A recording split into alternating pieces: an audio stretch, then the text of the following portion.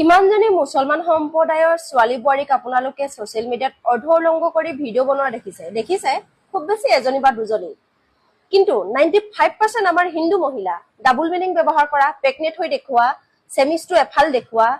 আৰু গেলা গেলা হাতৰ সুধা নাভিটো এফাল দেখুৱা সেমিছ নিপিন্ধাকে দেখুৱা পেটটোৰ এফাল দেখুৱা পিছফালটো এফাল দেখুৱা হেয়াটো আমাৰ হিন্দু বোৱাৰীয়ে হয় কিন্তু সবকে মই কোৱা নাই দে আপোনালোকে বেয়া নাপাব যে যোন কিজনী সোশ্যাল মিডিয়াত দেখি আছো তেওঁলোকেতো তেনেকেও আহে ন সাদখন লব জানিও তেনেকুৱাকে এফাল দেখাই পিনে লোৱা সেইবিলাকতো আমাৰ হিন্দু যুৱত বোৱাৰীয়ে নহয় জানো কলে এতিয়া বেয়া হ'ব আপোনালোকে মোক মুছলমানৰ লগত জোৱা দিব মুছলমানৰ লগত শুবলৈ দিব আপোনালোকে হেনেকুৱা ডাবল মিনিং ব্যৱহাৰ কৰি ভিডিঅ' বনায় কিন্তু মুছলমান সম্প্ৰদায়ৰ মানুহে ছোৱালীয়ে বা বোৱাৰীয়ে ইমান নবনায় একদম খসা কথা কৈছে বহুতৰে পুৰিব